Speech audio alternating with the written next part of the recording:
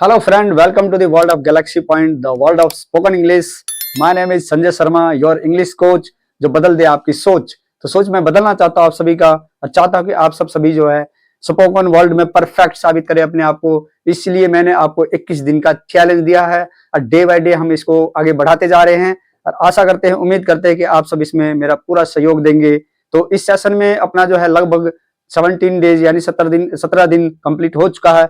हम 18वें दिन की तरफ बढ़ रहे हैं, तो दिन गिनने से कोई फायदा नहीं, 21 दिन हमें कंप्लीट करना ही है।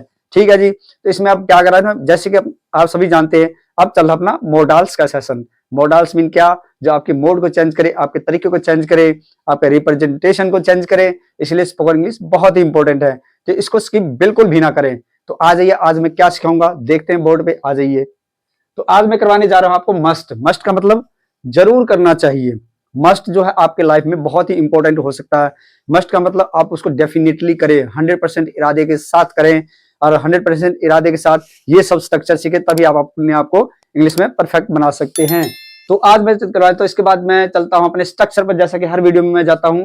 तो स्ट्रक्चर क्या है, सबसे पहले सब्जेक्ट, जैसे कि मैं अपने हर वीडियो में करता हूं। उसके बाद मस्ट लगाइए यानी मोडाल्स, उसके बाद first form of the verb, और उसके बाद ऑब्जेक्ट। तो ये आपका सिंपल सेंटेंस हो गया। उसके बाद चलते हैं हम नेगेटिव सेंटेंस की तरफ, यानी नेगेटिव यानी नकारात्मक वाक्य। वैसे लाइफ में कभी नेगेटिव की तरफ ना जाए, सिर्फ सेंटेंस में जाना है। तो सेंटेंस मतलब सब्जेक्ट, फिर मस्ट लाएंगे, मस्ट के बाद जस्ट यानी मोडाल्स के जस्ट बाद नोट लगाएंगे, फिर first form of the verb, उसके बाद ऑब्जेक्ट लाएंगे। ये अपना नेगेटिव सेंटेंस का स्ट्रक्चर हो गया। इसके बाद हम करते हैं इंटरोगेटिव सेंटेंस, यानी क्वेश्चन मार्क दे रखा। तो इसमें क्या करेंगे, सबसे पहले मस्ट लाएंगे, फिर सब्जेक्ट लाएंगे, फिर first form of the verb, उसके बाद ऑब्जेक्ट। और फोर्थ जो सेंटेंस का स्ट्रक्चर है वो है इंटरोगेटिव नेगेटिव, यानी इंटरोगेटिव है नेगेटिव है। इसमें हम लाएंगे मस्ट लाएंगे, फिर सब्जेक्ट, फिर नोट लाएंगे, फिर first form of the verb, उसके बाद ऑब्जेक्ट। और लास्ट जो WH फैमिली वाला, यानी इसमें WH फैमिली वर्ड लाएंगे सबसे पहले, फिर मस्ट लाएंगे, फिर सब्जेक्ट, फिर first form of the verb, उसके बाद ऑब्जेक्ट। कंडीशन क्या क्या है, कंडीशन इसके अलावा भी हो सकती है, बाकी ये इंपॉर्टेंट है कि जैसे स्ट्रॉन्ग ऑब्लिगेशन हो, तीव्र इच्छा हो, दृढ़ इच्छा हो, तो उसमें हम मस्ट का प्रयोग करेंगे। उसके बाद प्रोहिबिशन, यानी हम किसी चीज के लिए मना करें, उसमें भी हम मस्ट का उपयोग करेंगे। फिर उसके बाद डिटर्मिनेशन, डिटर्मिनेशन का मतलब जो कहते हैं स्ट्रॉन्ग विल, डिटर्मिनेशन का मतलब स्ट्रॉन्ग विल, स्ट्रॉन्ग विल हो, उसमें भी हम जो है मस्ट का यूज करेंगे। फिर स्ट्रॉन्ग एडवाइस, यानी बहुत जोर देकर हम किसी को सलाह दें, जैसे कि मैं ही आपको कह रहा हूँ कि आप जो है स्पोकन इंग्लिश में परफेक्ट बनना चाहते हैं, तो आप मेरे रूल और रेगुलेशन यानी मेरी वीडियोज को फॉलो करें, आप 100% सीखेंगे। अब हम करते हैं कुछ सेंटेंस की प्रैक्टिस। सेंटेंस की प्रैक्टिस, सबसे पहला सेंटेंस लिया मैंने, राम को खाना खाना ही चाहिए, राम मस्ट ईट फूड। ठीक है जी। इस तरह से सेंटेंस बनाओगे, ऐसे ही बोलोगे जैसे मैं बोलता हूं, इसका स्किप ना करें। राम को खाना नहीं खाना चाहिए, Ram must not eat food. तो जबकि मस्ट के बाद मैंने नोट लगाया है, यानी मोडाल्स के बाद नोट लगाया है, ये नेगेटिव सेंटेंस है। उसके बाद जो है अपना थर्ड सेंटेंस क्या है, मैंने राम के ऊपर ही बनाया ताकि समझने में आसानी रहे, आपको इजीली बोल सको। राम की जगह आप खुद अपने आप को रिप्रेजेंट कर सकते हो, राम की जगह आप यू ले सकते हो, कोई नाम रिप्रेजेंट कर सकते हो। इसी तरह एक सेंटेंस को हम बहुत सारे रूप में प्रेजेंट कर सकते हैं। क्या राम को खाना खाना चाहिए, मस्ट राम ईट फूड।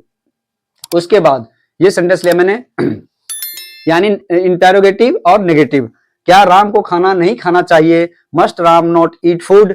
इसके बाद नेक्स्ट सेंटेंस लिया मैंने, राम को कब खाना खाना चाहिए, यानी WH फैमिली वाला सेंटेंस है, when Ram must eat food.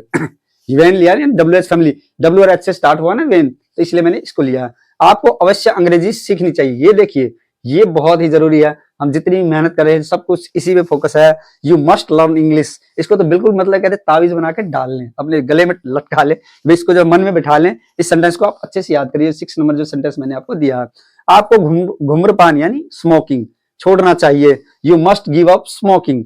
ठीक है जी। अब 8 नंबर का सेंटेंस क्या है, बच्चों को लड़ाई नहीं करनी चाहिए। देखिए लड़ाई तो बच्चों को क्या, मैं कहता हमें किसी को भी नहीं करनी चाहिए, लड़ाई कोई अच्छी चीज नहीं है। ठीक है। तो children must not fight, everyone must not fight, इसको इस तरह से भी बना सकते हो। क्या हमें चुप रहना चाहिए, मस्ट वी कीप काम।